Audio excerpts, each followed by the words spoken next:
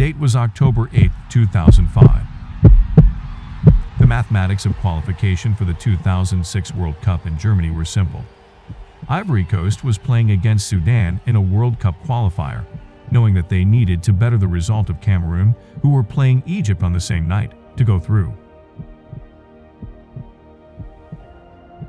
The Elephants of Ivory Coast were in what we football fans would describe as their golden era, led by the artfully bruising Didier Drogba, with Kolo Touré, Emmanuel Ebow, and Didier Zokora all also shining in the Premier League, a world away in London. Yaya Touré, then with Greek side Olympiacos and still considered raw, was waiting in the wings. This was a squad that could match anything on the African continent. Yet, while Ivory Coast footballing stars stood on the verge of history, back home the country teetered on the edge of something dark.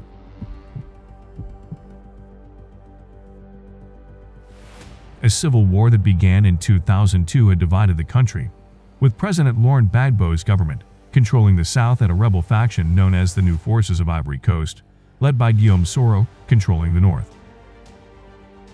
Luckily for Drogba and his teammates, Pierre Wome of the indomitable Lions of Cameroon missed from the spot to allow Ivory Coast through to the World Cup for the first time in their history. Quite rightly, the players celebrated wildly. But it wasn't long before Drogba's attentions turned to the civil war that had been raging in his nation since 2002. Speaking after the match, he said, Ivoiriens, Ivoiriennes, du nord et du sud, du centre à l'ouest. Vous avez vu, on vous a prouvé aujourd'hui que toute la Côte d'Ivoire peut cohabiter, peut jouer ensemble pour un même objectif, se qualifier pour le mondial. Vous nous avez promis que cette fête allait rassembler le peuple. Aujourd'hui, on vous demande, s'il vous plaît, on se met à genoux.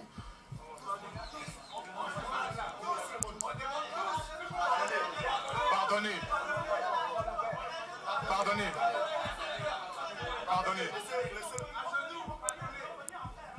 Le seul pays de l'Afrique qui a toutes ses richesses ne peut pas sombrer dans la guerre comme ça. S'il vous plaît, déposez tous les armes. Faites les élections, organisez les élections et tout ira du mieux. On veut s'amuser. Arrêtez vos fusillades. On veut s'amuser. Arrêtez vos fusillades. While any Hollywood scriptwriter would have been proud of this ending, the story was not quite finished. At the 2006 World Cup, Ivory Coast had been knocked out at the group stage, losing to Argentina and the Netherlands before beating Serbia and Montenegro. It was a respectable first performance. The following year, an extraordinary announcement was made by Drogba while touring the rebel-held area of his homeland after claiming the African Footballer of the Year award. Ivory Coast's home match against Madagascar, due to be played on June 3, 2007, would not be played in Abidjan as scheduled, he said, but instead in Bouaké, the symbolic center of the rebellion. This would have been unimaginable just 2 years before. Whether presidential permission was given for Drogba's announcement or not, it's still not entirely clear. On the pitch, any notion that the script would not be a fairy tale was dispelled when Solomon Kalou tapped in on 18 minutes. The goals kept coming. With just 5 minutes to go, and with Ivory Coast leading 4-0, the stage was set for the spectacular finale everybody had hoped for. A lofted ball from midfield dropped behind the defense into the path of the onrushing Drogba. Delicate control and a delightful second touch took in round the goalkeeper, and he slid the ball into an empty net. The explosion of noise defied the stadium's modest capacity.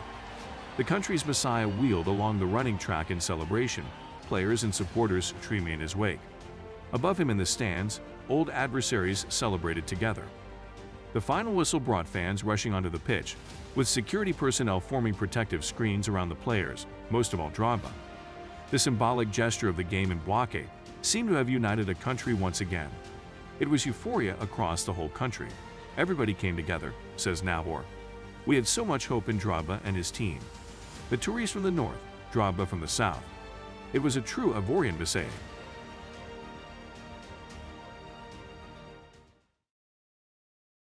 However, what followed was sadly very different. With divisions running deep and memories short, the euphoria surrounding those two matches began to fade. Just 5 years later, violence again gripped the country after disputed elections, resulting in the deaths of 3,000 people and culminating in the arrest of President Gbagbo and his eventual trial at The Hague for crimes against humanity. In January 2019, he was acquitted on all charges. 2 years later, the International Criminal Court upheld the acquittal of former President Laurent Gbagbo on charges of crimes against humanity. Ivory Coast's golden generation never truly fulfilled their potential, losing on penalties in the final of the African Cup of Nations in both 2006 and 2012. Their star power dwindled in response. Perhaps it was simply impossible to follow on from the seismic events of 2005 and 2007. Drogba retired from football in 2018 after a glittering career that saw success in 6 countries, with a place in the pantheon of African greats, if not world greats, already assured. But he and his teammates were responsible for something far bigger than just footballing glory. They showed that we could still live together, that we could be the Ivory Coast that we had been before. It wasn't about football, but rather the unification of a country, says Omar. Drogba and his teammates didn't single-handedly stop the civil war, but over the course of 2 football matches, they did at least give their beleaguered country a reason to hope. This is just one of the many stories which depict that football could be used for the greater good and unity of all of us Africans and the world at large. This video wasn't only made with the intention to tell the Ivory Coast story, but most importantly to add our voice to the many African footballers who have been leading the campaign of Western media underlooking the very importance of the African Cup of Nations. Cameroon is set for this year's competition and are also very strong contenders for the title alongside the Black Stars of Ghana, the Eagles of Nigeria, the Teranga Lions of Senegal, and many more. We wish the tournament is a success and hope that the joy we share in the game of football is spread across to areas of turmoil on the continent. Thank you. If you enjoyed this video, please do not forget to subscribe to the channel and turn on post notifications.